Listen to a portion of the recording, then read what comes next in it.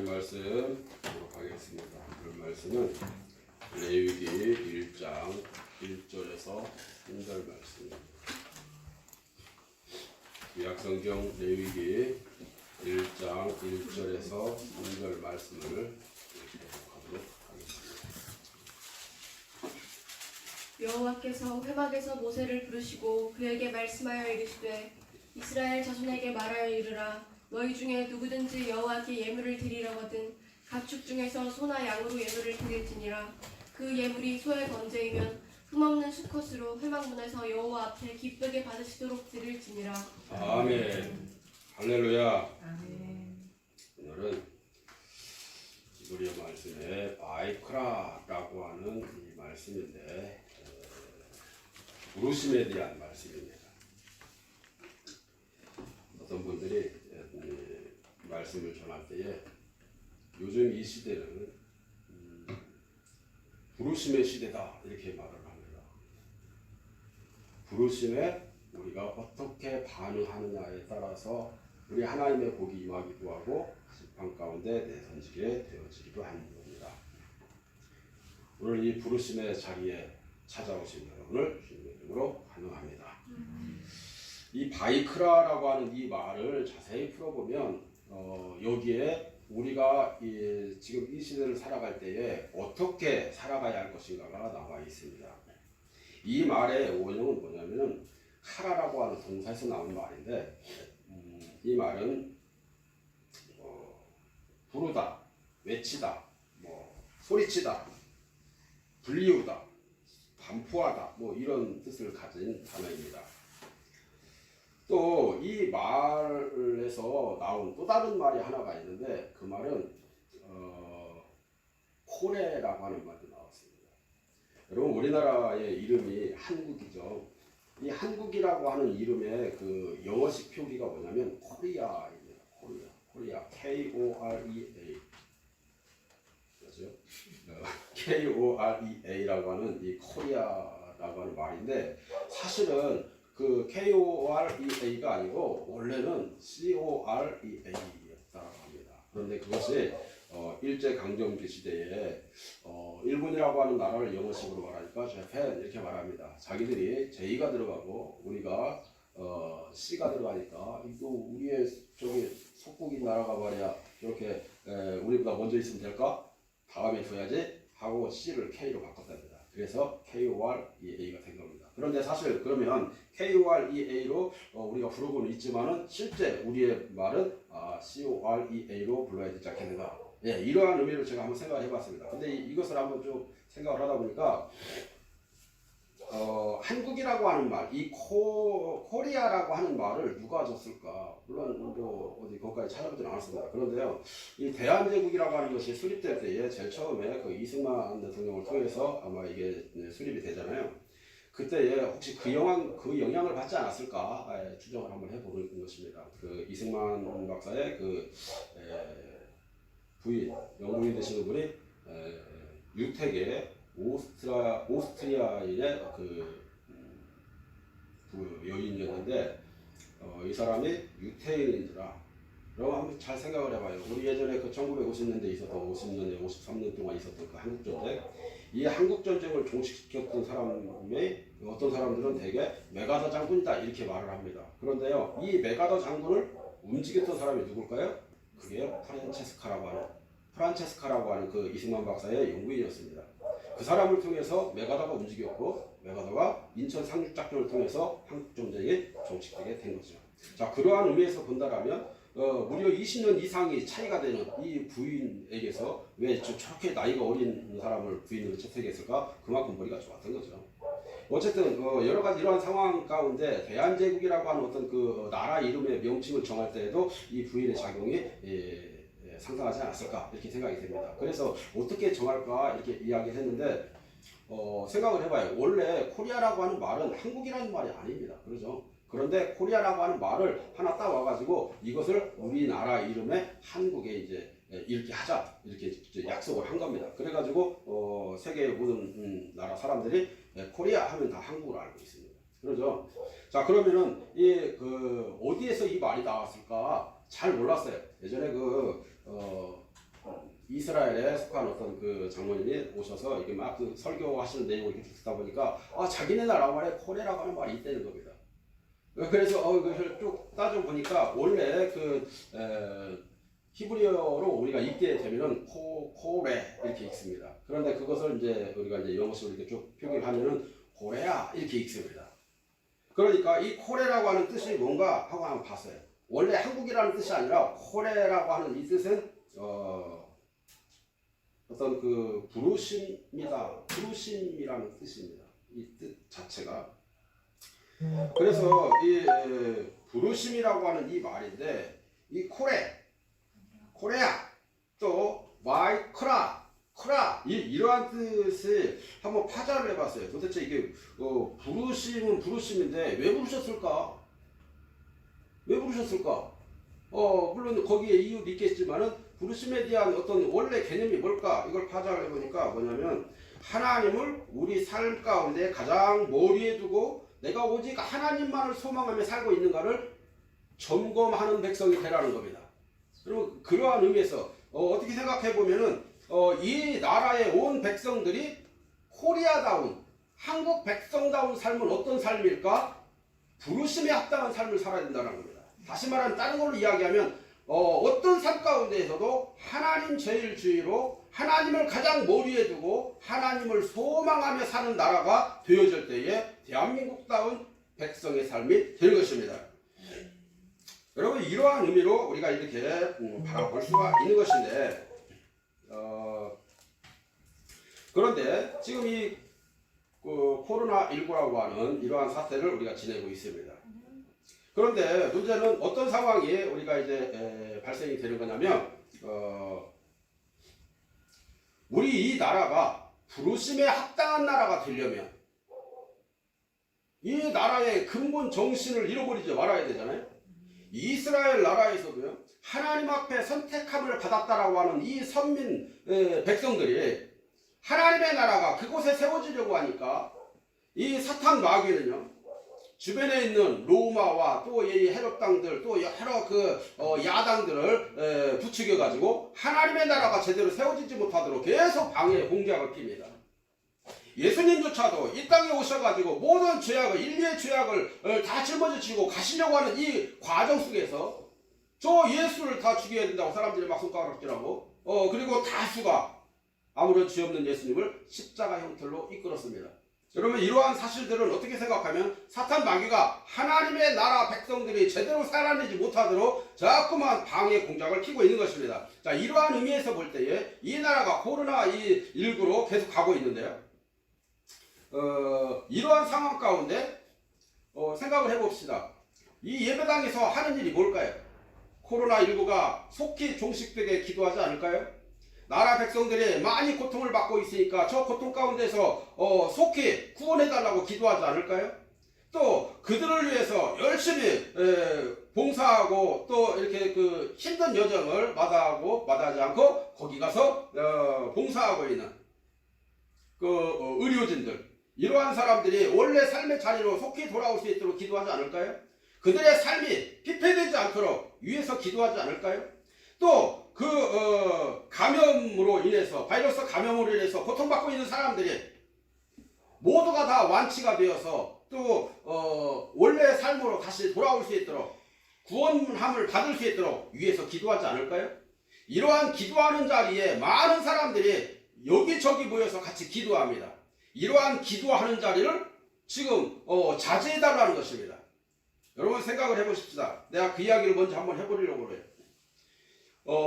교회당이 예배당이 있는 이유가 뭘까요? 예배당에서 예배를 자제해 주세요. 이 말은요 결국에는 이 말과 똑같습니다. 사람들이 왜 예배당을 세우고 교회에서 예배를 할까요? 사람들이 그 이야기를 합니다. 코로나가 지나갈 때까지는 각자 가정에서 가정 예배를 드리시고 교회에서 모이는 것을 좀 삼가해 주세요. 여러분 상식적으로 생각을 하면 그게 참 옳은 말 같습니다. 그런데요 기독교 정신에는요 완전히 틀어진 얘기입니다. 각자 이 교회라고 하는 것은 어떻게 따지고 보면은 예배당이 아니고 하나님을 모신 공간을 교회라고 하는 것입니다. 그래서 우리 각자를 성전이라고 말하고 우리 각 심령들을 교회라고 말해요. 그런데 이 각 심령들이 각 가정에서 예배를 드릴 때에 신앙이 해이해집니다. 하나님 앞에 예배를 제대로 드리지 못하게 돼요. 가르침을 제대로 받지 못해요. 하나님의 말씀을 받아도 그게 무슨 말인지 잘 몰라요. 그렇기 때문에 하나님은 목회자를 세우시고 레위인을 세우시고 하나님의 말씀을 확실하게 연구해서 이 뜻이 무엇인지를 확실하게 가르칠 수 있도록 그러한 직책으로 목사를 주셨습니다. 그리고 이 목사를 중심으로 사람들을 교회당이라고 하는 이 당을 만들어서 모여가지고 같이 그 말씀을 듣고 하나님의 나라를 제대로 세워갈 수 있도록 이 길을 제시해 놓은 것입니다. 예배당이 어떤 사람들은 뭐 예전에 그 구약시대 때에 어쩔 수 없는 상황 가운데에서 이렇게 뭐 만들어졌다 이렇게 말하는 사람도 있습니다. 그런데 뭐 그것이 맞았다 틀렸다 이런 얘기를 하고자 하는 것이 아니라 하나님의 말씀을 그렇게 우리가 만들어내고 또 우리가 믿는 각자 그 하나님이 전능한 하나님이신지라 그분에게 예배하고 그분을 위해서 내가 그 이름을 부르면서 그 얼굴을 구하고 내가 성축하기 위해서 각자 삶의 자리에서 한 자리에 모여 하나님께 예배하는 것입니다. 여러분 이러한 자리에서 이것을 잠깐 멈춰달라 이 말은요 코로나 사태가 지나갈 때까지 예배고 보시고 신앙이고 보시고 잠깐 저기 무신론자가 좀 되라 이 말이에요. 이야기는요 헌법에서 위배가 되는 겁니다. 그들 말로는 이게 자제해달라 뭐 해달라 이렇게 말을 했지만 사실 이건 자제가 아니라 잠깐 멈춰달라는 겁니다. 뭐 때문에? 질병 때문에. 여러분 생각을 해보십시다. 국가적인 질병 신종 인플루엔자가 찾아왔고 메르스가 찾아왔습니다. 여러분 이러한 거 찾아왔을 때에도 교회 폐쇄하지 않았습니다. 이게 가면 갈수록 굉장히 심각해지는 거죠. 여러분 교회당에서 사람들이 모여서 뭐 할까요? 와가지고 사람들 믿지 않는 사람들 막 그 이야기합니다. 와서 저기 봐요 헌금 걷어내려고 돈 걷어내려고 막 자꾸 오라고 이야기합니다. 여러분 그런 거 아닙니다. 돈 안 내도 좋아요. 그게 문제가 아니야. 하나님 앞에 하나님의 이름을 부르고 이 시대를 위해서 이 시대의 벽함을 위해서 우리가 회개하고 부르심의 자리로 나아가자고 우리가 기도하는 것입니다. 그러한 예배 자리가 고수되어져야 된다고 말하고 있는 거예요. 근데 이 사람들이 이걸 잘 모르는 거죠. 그렇지만 이러한 상황 가운데서 일지라도 우리의 삶을 내가 회악한 세대처럼 똑같이 살지 아니하고 내가 하나님이 부르시는 그 자리에 나와서 내가 예배하고 기도할 수 있다라고 하면 이보다 더 큰 복이 어디 있을까요? 여러분 요한계시록에서 말씀하시고 있는 그 환난이라고 하는 건 바로 이러한 것입니다. 세상에서 일어나는 여러 가지 그 천재지변 같은 재난이죠. 이러한 재난 가운데에서 한번 생각을 해보십시다. 사람들이 세계적인 어떤 쓰나미가 밀려와요. 그런다고 그래가지고 크리스찬들이 없어지나요? 망하나요? 아닙니다. 그럴 때일수록 더 모입니다. 여러분 공산주의자들 중에서 중국 같은 경우에 북한 같은 경우에 주체사상으로 가득 차서 예수의 예점만 나와도 총으로 쏘임당하고 그냥 학살당하도 다 죽어버립니다. 이러한 상황 가운데서도 사람들은 모여서 예배하고 기도합니다. 이유가 뭘까요? 왜 그 사람들에게 너 죽을까봐 좀 그러지 마. 여러분 그거 아닙니다. 죽음을 불사하고 하나님 앞에 기도해서 이걸 종식시켜달라고 기도하기 위해서 모이는 것입니다. 이러한 상황 가운데 하나님의 이름을 부르고 하나님 앞에 예배하려고 하는 이러한 삶의 이 정신을 가진 자들이 바로 부르심의 자리에 나온 자들이 아니냐 이러는 거예요. 그래서 이 원래 근본 뜻이었던 이 코레아가 가지고 있었던 이 부르심의 자리에 나올 수 있도록 하는 것, 이것이 나라의 근본 정신일진데 대통령을 비롯해서 많은 사람들은 또 다른 핑계거리를 댔습니다. 코로나 사태 종식될 때까지. 아니죠. 그리고 집단 사회적 거리두기를 이야기를 하면서 자꾸 말합니다. 아니 왜 집단 사회적 거리두기가 왜 여기 예배당에만 그게 필요하냐는 얘기예요. 말이 맞잖아요. 여기 저기 엊그저께도 제가 홍천도 다녀왔고 또 여러 다른 데도 많이 다녀왔습니다. 그런데요 각자 가는 곳마다 거리에는 사람이 없죠. 근데 건물 안에 들어가면 사람들이 많습니다. 그 사람들이 먹고 살지 않을까요? 어떤 어느 지역에는 이마트에 가니까 사람이 없다고 말합니다. 그런데 우리 마트들 사람들 많아요. 계산하려고 하면 한참 기다려야 됩니다. 여러분 이러할 정도로 되는데 왜 그러한 마트상에서는 왜 그것을 거리두기를 안 해요? 이러한 상황도 있고 어떤 사람들은 또 말하죠. 커피는 마셔야 되니까. 여러분들 저기 커피에 중독된 사람한테 커피 끊으라고 하면 죽으라는 소리랑 똑같다고 막 반발하지 않겠어요? 예배에 목숨 거는 사람들에게 예배 그만두라고 얘기하면 그거 죽으라는 소리만 더 하지 않을까요? 사람들은 거기까지 생각을 못하는 것입니다. 믿지 않는 사람들 입장에서는 뭐라고 말하냐면, 아니 나라가 있고 사람들에게 피해가지고 죽을까 살까 이게 더 먼저인 거지. 일단 사람이 살고 봐야 예배가 있는 거지. 무식한 사람들이 하는 소리입니다. 네가 그렇게 살고 있는 것이 정말 기도하지 못하는 자리에서 열심히 찾아나가서 기도하는 그 백성 때문에 네가 살고 있어. 그걸 알고 있어야 되지. 이 나라가 지금 현재 그나마 이렇게 부흥하고 발전하는 이유는 네가 그곳에서 직장생활 열심히 해서 잘 사는 게 아니라 기도하는 백성들이 숨은 곳에서 예배하고 기도하고 있기에 이만큼 발전하고 있다는 것을 깨달아야지. 이걸 모르는 거예요, 사람들이. 미국 사회에서 어떤 사람들은 코로나 우리보다 훨씬 많습니다. 8만 5천이 넘었다고 그래요, 확진자가. 그런에도 불구하고, 물론 나라가 크니까 그럴 수도 있겠죠. 어느 유럽 사회에서는 교회당을 제일 먼저 문 닫았다라고 그렇게 말을 해요. 그런데 미국 사회에서는 다른데 뭐 유흥업소니 술집이니 원집이니 막 이러한 그 모임 장소에 대해서 이러한 데는 다 사회적 거리두기를 하고 다 폐쇄를 했지만 교회당은 폐쇄를 하지 않았습니다. 왜 그랬을까요? 하나님 앞에 부르죠. 기도하라고요. 예배하는 장소는 예배라고 하는 것입니다. 하나님 앞에 예배하는 장소가 떨어져 버리는 순간 그 나라를 망하는 것입니다. 지금 이 나라는 왜 망하는 길로 자꾸 망국의 길로 자꾸 접어들고 가고 있는 걸까요? 여러분, 우리는 기도해야 되는 것입니다. 그들에게 발목 잡혀 있으면 안 되는 것입니다. 언제부터 우리가 나라에서 우리를 발목 잡고 있다고 해서 내가 예배하지 않았고 내가 기도하지 않았을까요? 우리는 기도하는 사람이고 예배하는 사람입니다. 하나님의 이름을 부르는 사람들입니다. 우리 늘상 이야기할 때에 내가 어떤 사람들이 그러죠. 죽으면 죽으리이다. 내 생명이 끊어지는 그날에도 나는 전능하신 여호와 하나님의 얼굴을 구하며 나는 기도할 겁니다. 이러한 자복함과 이러한 고백으로 나아가는 자를 크리스찬이라고 말하는 것입니다. 여러분, 오늘 이 말씀은 무엇을 말하려고 하는 것일까요? 지난주까지는 하나님이 모세를 불러서 이 성막에 대해서 계속 이야기를 했습니다. 여러분, 성막이라고 하는 이야기는요, 제일 처음에 지난번에 뭐라 해서 성막들에 들어가서 번제단을 지나서 성소에 들어가서 지성소에 들어가고 하나님과 참여하고 이러한 내용이 쭉 나왔었잖아요. 이 내용은 무엇을 말하는 거냐면 하나님을 믿는 선택감을 받은 신부들이 그리스도인이 되어져 가는 과정을 말하는 것입니다. 다시 말하면 크리스찬으로 살아가는, 크리스찬이라고 하나님의 선택함을 받은 백성이라고 말할 수 있는 사람은 이러한 삶을 살아내야 된다. 이러한 과정을 겪어야 된다. 이 이야기를 하는 거예요. 제일 첫 번째 어떤 과정을 겪었어요? 그 첫 번째 과정이 뭐였냐면 번제단 가서 나 자신을 다 태워버리라는 겁니다. 나를 다 내려놓으라는 겁니다. 회개하라는 겁니다. 첫 번째 회개로 들어가는 것입니다. 두 번째 회개에 들어갈 때에 그 전까지 내가 세상에서 살던 여러 가지 잡스러운 것들, 육신의 정욕, 안목의 정욕, 이생의 자랑들을 손발을 다 물tum에 가서 씻으라는 겁니다.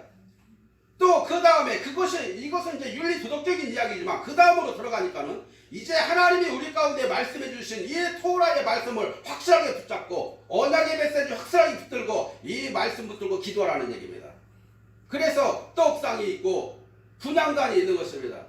거기에서 그 말씀을 붙들고 성령이 임재해달라고 하나님 앞에 간절히 사모하며 기도하며 이 회개에 자복하고 통회하는 이러한 심정으로 그 안에 들어가서 하나님의 이름을 부르며 부르짖을 때에 하나님이 그 음성을 들으시고 우리를 성령의 인도하신 가운데 이끌어 주시다라고 하는 겁니다. 이게 두 번째 회개예요.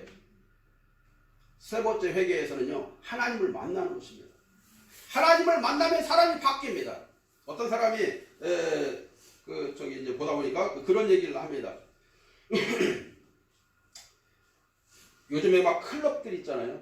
클럽이 막 한 두세 주 쉬니까 막 이제 너무 힘들어가지고 막 여기를 이제 개업을 했다 어쩌다 막 이런 사람들이 있습니다. 이 사람들은 그 안에 들어갔다가 열심히 놀고 새벽나들이 나오면요 얼굴이 막 거무튀튀하고 나온답니다. 그런데요, 기도하는 자들이 모여서 열심히 기도하고 성령 받고 나오는 사람들은요 얼굴에 빛이 납니다. 이게 반응이에요. 차이가 뭘까요? 빛과 어둠의 차이라는 것입니다. 여러분 어둠을 선택하겠습니까? 빛을 선택하겠습니까?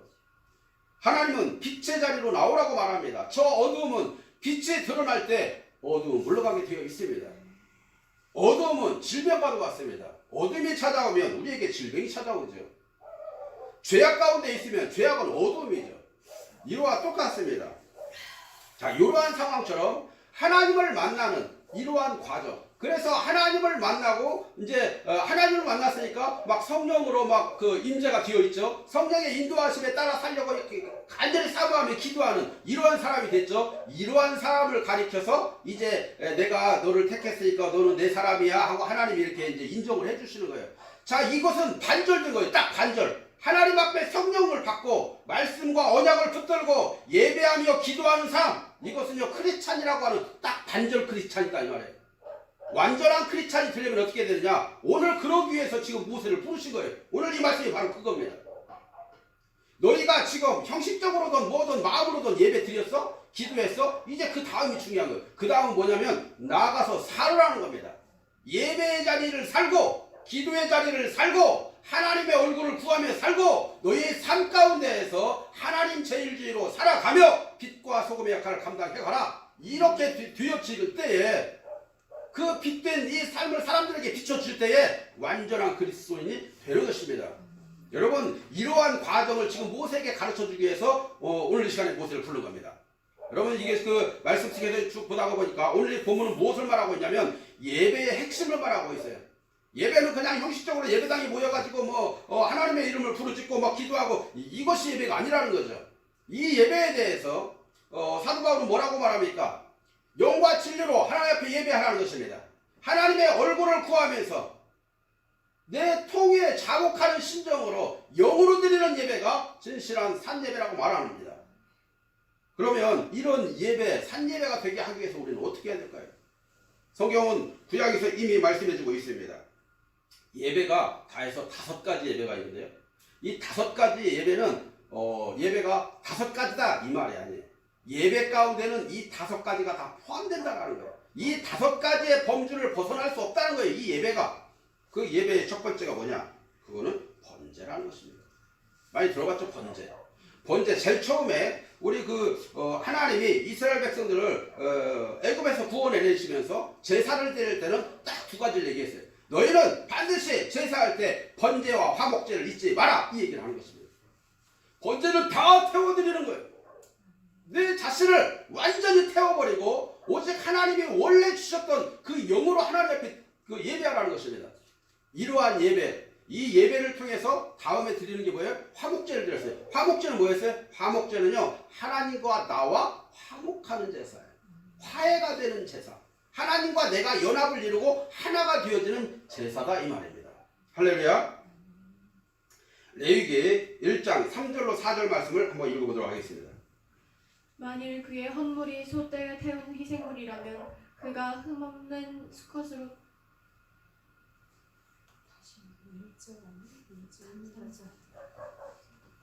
흠없는 수컷으로 드리되 자원하는 마음으로 회중의 성막문에서 주 앞에 드릴 것이요 그가 번제 헌물의 머리에 안수할지니 그리하면 내가 그를 위하여 그것을 받고 그를 위하여 속죄할 것이니라 그랬습니다.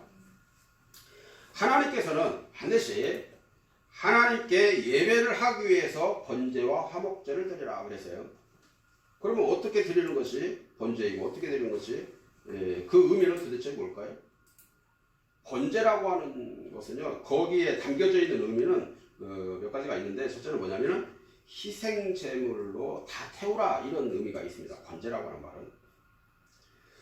말은 제물을 이거는 어디 이제 제물을 드릴 때는 창자는 어떻게 하고 껍데기는 어떻게 하고 피는 버리고 지금 이런 얘기가 쭉 나오잖아요. 근데 여기에서 이 번제는 아무것도 먹지 말고 다 태워서 제단에서 완전히 태워서 그냥 제가 되도록 드리는 제사다 이 말이죠. 자, 사도 바울이 아까 로마서 12장 1절에서 뭐라고 이야기하냐면 우리 몸을 살아있는 제사로 드려라 이렇게 말하면서 이렇게 살아있게 드리는 제사야말로 영적으로 드리는 예배다 이렇게 표현을 한 겁니다. 그래서 예수님께서도 땀방울이 핏방울이 되도록 기도하시고 십자가를 지고 달렸어. 이 피 흘려 죽기까지 철저하게 하나님께 헌신되어 살아있는 예물로 드리게 되는 것입니다. 이 예수와의 이 대속의 죽음이 번제의 진정한 의미를 보여주고 있다 우리는 보게 되는 것이죠. 그러므로 번제는 완전한 헌신이요 철저한 순종의 기반을 두고 있다 보게 되는 겁니다. 두 번째는 뭐냐면은 흠없는 수컷을 드려라 그랬어요. 흠이라고 하는 것은 짐승이 혹시 다쳤다거나 전다거나 병 걸렸다거나 뭐 여러 가지 뭐 절름발이거나 뭐 이러한 것들을 보라는 거예요. 이런 것이 전혀 없는 아주 완전한 짐승이라는 거죠. 자, 이러한 것들을 제물로 드리라고 하는 그러한 이야기인데, 자, 우리에게 적용한다면 뭘까요? 하나님 앞에 내가 나아가는 데 있어서 죄가 조금 있어가지고 죄를 통해서 오는 여러 가지 질병이 있다든가 문제가 있다든가 예배자로서 좀 부적합하다든가 이러한 마음가짐으로는 하나님 앞에 영적 예배를 드릴 수 없다라고 말하는 것입니다. 그래서 죄를 고백하고 예수와의 보혈로 깨끗하게 씻김을 받은 후에 성령의 인도하심을 받고자 간절히 사모하는 마음으로 성령님과 함께하는 그러한 예배를, 그래서 우리가 기도할 때마다 항상 성령님의 인재를 간구하며 사모하는 것입니다. 그렇게 예배 가운데로 나아가라는 거예요. 우리 예수 앞에서 죄로 인해서 연약하여 할 수밖에 없는 우리들을 위해서 기꺼이 희생제물이 되어 주십니다. 베드로전서 1장 19절을 한번 보도록 하겠습니다. 오직 흠없고 점없는 어린 양 같은 그리스도의 보배로운 피로 된 것입니다. 아멘. 그러므로 번제라고 하는 것은요, 흠이 있는 상태, 흠이 없는 상태로 드리는 것을 말한다 이렇게 보는 겁니다. 세 번째는 뭐냐면 자원하는 마음이라는 거죠. 아니 다 태워서 드리는 건데 어떻게 그걸 억지로 할 수 있어요? 하라고 해서 하고 누가 하지 말라 해서 하는, 이건 아니죠. 이거는 자원하는 마음으로 의무감이나 체면이나 눈치 보고 하는 것이 아니라 자원하는 마음으로 하나님 앞에 예배해라 이 말입니다. 여러분 요사이 목사님들 중에도요, 또는 여러 사람들 중에도 그런 사람 참 많습니다. 나라의 눈치 보고 제도의 눈치 보고 행정 처분의 눈치 보고 또 동네 사람들의 눈치를 보고 예배하는 사람 많죠. 지척사회 같은데 한 군데서 너 저거 하면은 이제 다음부터 국물도 없어? 그럼 예배 안 하는 거예요. 눈치 보고 하는 예배. 여러분이 이러한 예배는 하나님 받지 않는다는 얘기입니다. 하나님은 우리가 억지로 힘겹게 헌신하고 순종하는 것을 원하지 않습니다. 그렇기 때문에 나 좀 관심 좀 받고 싶어. 그리고 잠깐 아픈 척하고 나 저기 연락 좀 갖고, 아니요, 그렇게 하는 거 아닙니다. 정상적이지 못한 거예요. 물론 그 사람들을 위해서 기도해주고 위로해줄 수는 있죠. 그런데 그거하고 그것을 이용하는 거하고는 다른 겁니다. 예수께서도 십자가를 지실 때에 억지로 지지 않았습니다. 십자가의 자리는요, 아무나 갈 수 있는 자리가 아니에요. 내가 지금 죽으러 가는 자리잖아요. 우리한테 가서 너 십자가 좀 줘봐. 갈 것 같아요? 가기 힘들죠. 이러한 자리를 아버지 하나님이 원하셔서 나로 하여금 갈 수밖에 없는 자리라고 하는 것을 예수님으로 확실하게 아시고 그 자리를 자원하는 마음으로 가셨다 이 말이에요. 요한복음 10장 18절에 뭐라고 나왔나 볼까요? 이를 내게서 빼앗는 자가 있는 것이 아니라 내가 스스로 버리노라. 나는 버릴 권세도 있고 다시 얻을 권세도 있으니 이 계명은 내 아버지께서 받아노라 하시니라. 아멘. 자, 이 말씀에 잘 보다가 보면요, 지금 예수님은 뭐라고 말해요? 내 몸을 스스로 버린다 이렇게 말해요. 이것은 뭐예요? 스스로 버린다라는 것은 기꺼이 자원하는 마음으로 내가 십자가를 지겠다 이런 얘기입니다. 이와 같이 예배의 본질이라고 하는 건 뭐냐면 자원하는 마음으로 드려야 한다는 것을 의미한다 이 말이에요. 네 번째는 뭐냐면 모든 것을 다 드러내는 제사라 이렇게 볼 수가 있는 거예요. 왜냐하면 다 태워져야 되니까 태우다 보면 뭐 내 주머니 속에 뭐 있는 거 다 보일 거 아니에요. 다 드러내는 거예요. 레위기 1장 8절로 9절 읽어보겠습니다. 아론의 자손 제사장들은 그 뜬 각과 머리와 기름을 제단 위에 불 위에 있는 나무에 버려놓을 것이며 그 내장과 정강이를 물로 씻을 것이요 제사장은 그 전부를 제단 위에서 불살라 번제를 드릴지니 이는 화제라. 아멘. 여호와께 향기로운 냄새니라. 아멘. 자, 이 말씀을 잘 보다가 보면 번제라고 하는 것은요, 재물을 다 해체시켜서 나무에 가지런히 놓은 다음에 그것을 불로 태워서 드리는 겁니다. 그러니까 속에 있는 내장부터 해가지고 막 뭐 없는 거 있는 거 싹이 다 지금 그 위에 제단 위에다가 다 펼쳐놓는 거예요. 그럼 다 드러나는 거죠. 예수와도 나무에 달려서 모든 것이 다 드러나도록 벌거벗은 상태에서 죽임을 당한 것입니다. 우리가 예배 드릴 때에는요, 하나님 앞에 우리의 속마음을 다 드러내고 고백하고 죄와 또 이 잘못과 이 허물과 이 부족함과 이 죄지은 또한 앞으로 죄 지을 이러한 생각들까지도 다 드러내서 하나님께 다 보여드린 다음에 십자가에 들리신 이 예수와의 이 보혈로 확실하게 씻음을 받고 하나님 앞에 나아가야 우리는 영적 예배를 드릴 수 있다 이 말이에요. 그럴 때 하나님은 기쁘시게 받으시는 것입니다. 진정한 고백이 있고 모두 다 드러내는 이 예배는 오늘 방금 읽었던 이 말씀에 뭐라고 나와요? 주께 향기로운 냄새가 된다 이렇게 표현하고 있는 것입니다. 그러므로 사랑하는 여러분, 우리는요 하나님 앞에 예배할 때에 다 드러내도록 이 말은 다 뒤집어서 얘기하면 무슨 말이냐면 모든 것을 다 회개하고 드리는 예배를 드려라 이 말입니다. 두 번째 예배가 제사가 뭐냐면 소제였어요. 레위기 2장 1절 한번 읽어볼래요? 누구든지 소제의 예물을 하나님께 드리려거든 고운 가루로 예물을 삼아 그 위에 기름을 붓고 또 그 위에 유황을 놓아. 아멘. 자, 이 앞에서 말씀드리는 이 번제가 예수께서 십자가에서 온 몸과 마음을 다 드리는 이 대속의 제사로 인류의 구원을 이루신 것을 상징하고 있다라면 지금 이것은 구원을 이룬 다음에 구원받은 자가 어떻게 살아야 하는 것을 우리에게 지금 교훈하고 있는 내용인 것입니다. 아까 반반을 이야기한 거죠. 즉 구원받은 삶 자체가 예배라고 하는 것입니다. 따로따로 드리는 이러한 예배가 아니라는 거죠. 그럼 예배라고 하는 삶은 어떻게 살아야 하는 걸까요? 예배라고 내가 예배자로서 우리는 아까 우리 찬양이처럼 예배자입니다. 예배합니다. 나는 내 삶을 통해서 예배할 겁니다. 이 얘기잖아요. 이 예배자다운 삶은 어떻게 해야 그렇게 살 수 있을까? 그 말씀은 뭐라고 나오냐면 첫째, 고운 가루를 만드는 직업이 필요하다.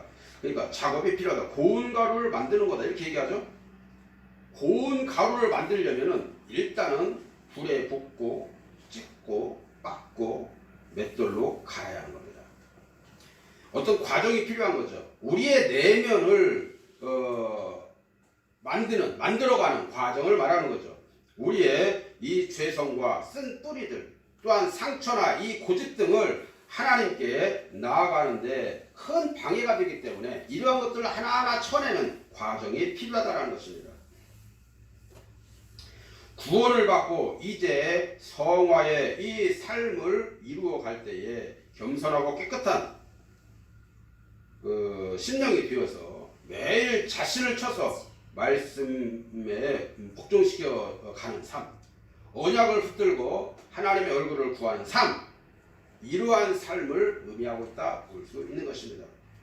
이것이 바로 구원받은 자가 드려야 할 영적 예배임을 믿으시길 바랍니다. 세 번째 제사는 무슨 제사냐면 화목제입니다. 레위기 3장 1절로 2절을 보도록 하겠습니다. 사람이 만일 화목제 제물을 예물로 드리되 소로 드리려면 수컷이나 암컷이나 흠없는 것으로 하느님 앞에 드릴지니 그 예물의 머리에 안수하고 회막문에서 잡을 것이며 아론의 자손 제사장들은 그 피를 제단 사방에 뿌릴 것이며. 아멘.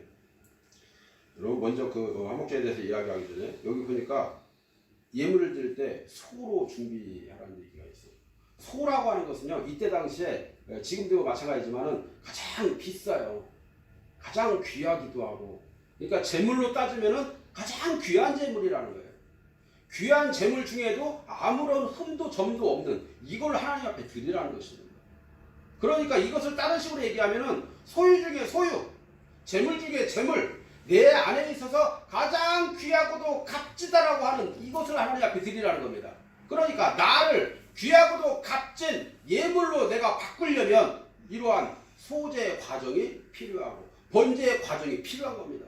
이러한 것을 통해서 내 자아를 만들어서 하나님 앞에 드려야 하는 건데요.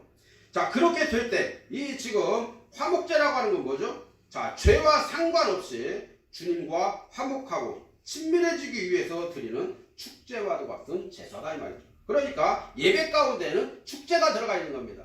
예배를 드리면서 하나님과 나와 만나는 이 순간이 정말 행복하고 내 마음에 막 상실감이 없어지고 평강이 찾아오고 이게요 화목제다라는 거예요. 하나님과 나와 연합을 이룰 때 우리는 이러한 제사가 이루어지게 되는 것이죠. 우리 네 번째 제사는 무슨 제사가 있을까요? 속죄제라고 하는 게 있습니다. 속죄제. 레위기 4장 27절로 28절 한번 읽어보겠습니다. 만일 평민의 한 사람이 여호와의 계명 중 하나라도 부지 중에 범하여 허물이 있었는데 그가 범한 죄를 누가 그에게 깨우쳐주면 그는 흠없는 암염소를 끌고 와서 그 범한 죄로 말미암아 그것을 예물로 삼아 네. 토라에서 뭐 하라, 뭐 하지 마라 이러한 말씀의 형태를 많이 가지고 있는데요.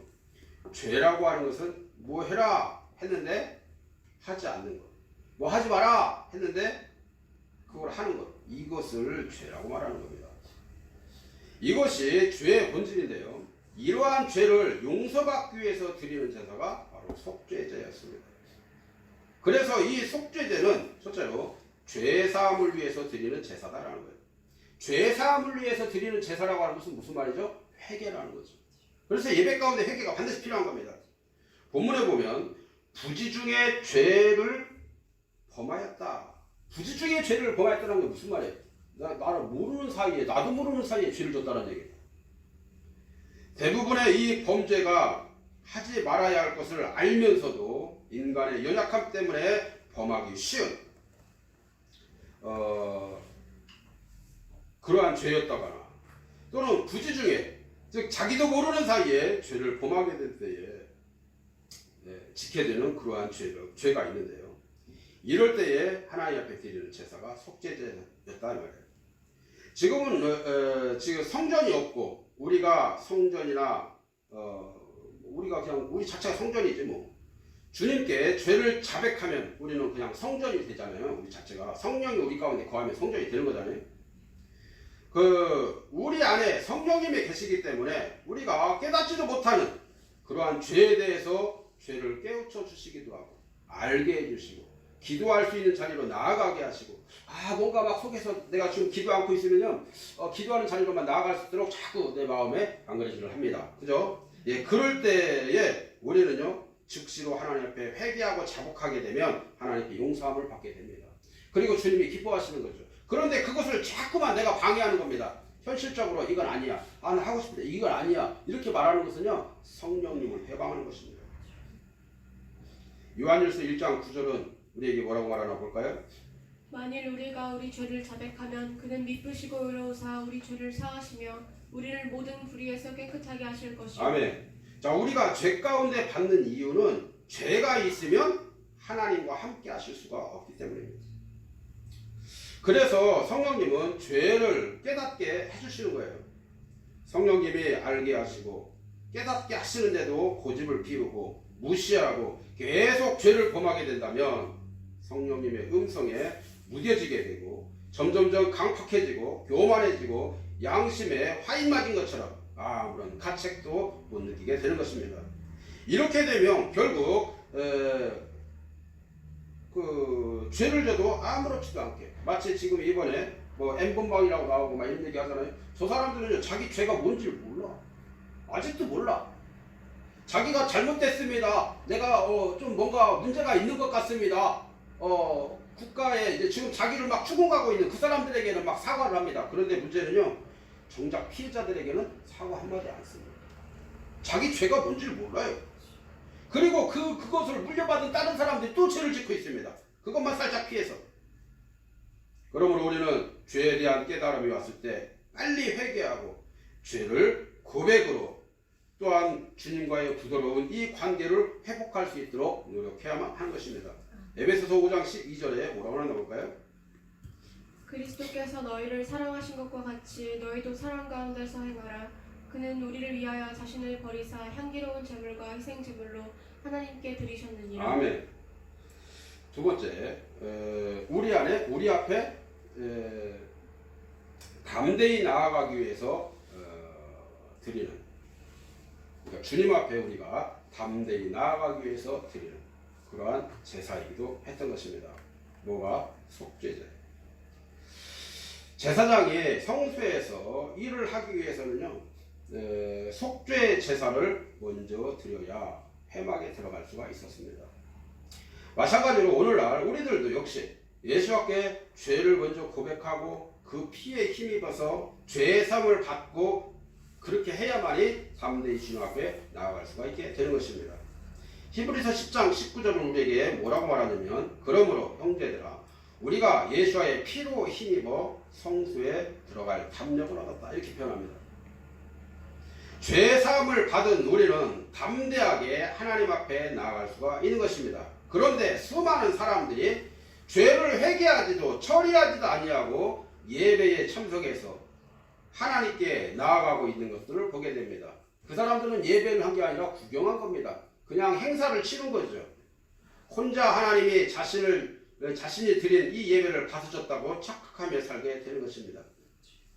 하나님이 연락하시는 예배를 드릴 수 있는 여러분 되시길 바랍니다. 시편 7편 12절에 보니까요, 사람이 회개하지 아니하면 그가 그의 칼을 가시며 그의 활이 이미 당기어 예비하셨도다 그랬습니다. 그러므로 하나님께 나아가 예배할 때 반드시 회개하시고 자백해서 용서를 받고 연락할 수 있는, 하나님이 연락하시는 이 예배를 드리시고 하나님이 흠양하시는 기도를 들 수 있는 여러분 되시길 바랍니다. 마지막으로 제사는 속건제가 있는데요, 레위기 15장 5절 한번 읽어보겠습니다. 누구든지 주의 성물에 대하여 그리 중에 범죄하였으면 주께 속건제를 드리되 내가 지정한 가치를 따라 성소의 세겔로 몇 세겔 은에 상당한 흠없는 순양을 양떼 중에서 끌어다가 속건제로 드려서. 아멘. 여기 보니까 속죄제와 속건제가 좀 비슷하긴 하지만 조금 다릅니다. 왜냐하면 하나님의 성물이나 이웃의 소원해를 입혔을 때에 변상을 해야 하는 이러한 제사가 속건제였습니다. 마치 어떻게 생각하면 우리 어떤 밀법과도 같은 어떤 이러한 제도이죠. 남에게 손해를 입혔다라면 반드시 보상과 함께 속건제를 드려야 한다는 것입니다. 만약에 보상을 하지 않게 되면 원망을 들을 수 있기 때문에 예배를 방해할 소지가 있기 때문에 이렇게 하지 말라는 것입니다. 예수님께서 똑같이 우리에게 똑같은 이 속건제에 대한 메시지를 어떻게 정리를 하고 있는지 한번 보도록 하겠습니다. 마태복음 5장 23절 24절에 그렇게 확실하게 나와 있어요. 한번 읽어볼까요? 그러므로 예물을 제단에 드리려다가 거기서 내 형제에게 원망 들을 만한 것이 생각나거든 예물을 제단 앞에 두고 먼저 가서 형제와 화목하고 그 후에 와서 예물을 드리라. 아멘. 여기서 이 예물은요, 어떤 물질적인 예물일 수도 있지만 또 다르게 얘기하면 내 몸일 수도 있어요. 심령을 말할 수도 있어요. 내가 좀 뭔가 꺼리껴져. 그러면 그 문제 해결하고 와서 다시 하나님 앞에 예배하라, 이 말이에요. 예수님께서 속건제사에 대해서 확실하게 말씀하신 내용입니다. 우리는 여기서 이 속건제를 드리는 이 목적을 볼 수 있는데요, 첫 번째는 뭡니까? 하나님과의 바른 관계를 가지기 위함이고, 두 번째는 이웃과의 바른 관계를 가지기 위함이었던 겁니다. 여러분, 오늘 우리는요, 방금 이 5가지의 이 제사를 한번 찾아봤는데요, 이제 우리가 이 5가지의 이 제사를 통해서 보았던 것처럼 우리가 드리는 이 예배가 하나님께 향기로운 냄새가 되도록 예배의 이 본질을 잘 기억하면서 좌로나 우로나 치우치지 않는, 그래서 말씀을 확실하게 붙들고 말씀의 언약대로 최선을 다해서 예배할 수 있는 참된 예배자로 서야 할 줄 믿습니다. 예배라고 하는 것, 방금 말씀드렸던 이 5가지 이 예배가 다 포함한 그것이 예배라고 하는 것입니다. 여러 가지 세상의 어려운 일들로 고생하고 있지만 이건 역시도 그냥 지나갈 거라 믿습니다. 지혜롭고 슬기롭게 지나갈 수 있도록 깨어서 기도하시기 바랍니다. 또한 이 나라의 이 권세자들과 또 이 권위는 하나님이 세우신다고 했어요. 나라가 바로 세워지도록 하나님의 이 세우시고자 하시는 이 위정자들이 바로 세워질 수 있도록 또한 기도하며 투표에 그렇게 임하게 되시기 바랍니다. 그러면 여러분, 올해는 항상 주님의 이름으로 모여서 주님의 이름으로 찬양하고 주님의 이름으로 기도하며 주님의 이름으로 예배하는 자로서 이 땅에서 승리하고 감격하며 살아갈 수 있도록 해야 될 줄로 믿습니다. 여러분 4월 15일이 투표 날이라고 합니다. 여러분 이 투표 날에는요 국회의원 선거를 하는 건데 아마 만 18세 이상은 모두가 다 한다고 그래요. 아마 우리 준영이 아버지는 다 포함이 될 거야 아마. 그런데요 어떤 사람을 뽑아야 할 것이냐, 저는 그렇게 생각을 해요. 하나님 말씀을 자꾸 위배한다든가 또는 반역을 한다든가 또 이랬다 저랬다 한다든가 이런 사람 뽑으면 안 돼요. 하나님의 말씀을 제대로 세워갈 사람, 그리고 기도해가지고 말씀대로 살아가는 사람, 정말 기도하며 예배 가운데 가는 사람, 이런 사람을 뽑아야 되지 않겠냐 이 말이에요. 공산주의를 옹호하고 사회주의를 옹호하고 예배를 방해하고 이러한 사람을 뽑으면 더 위험해지지 않겠냐 이 말이에요. 여러분들이 잘 생각해서 그렇게 판단해 주시기 바라고요. 어쨌든 모든 일에 지혜롭고 슬기롭게 이겨나갈 수 있는 저와 여러분 되길 주님의 이름으로 축원합니다. 할렐루야.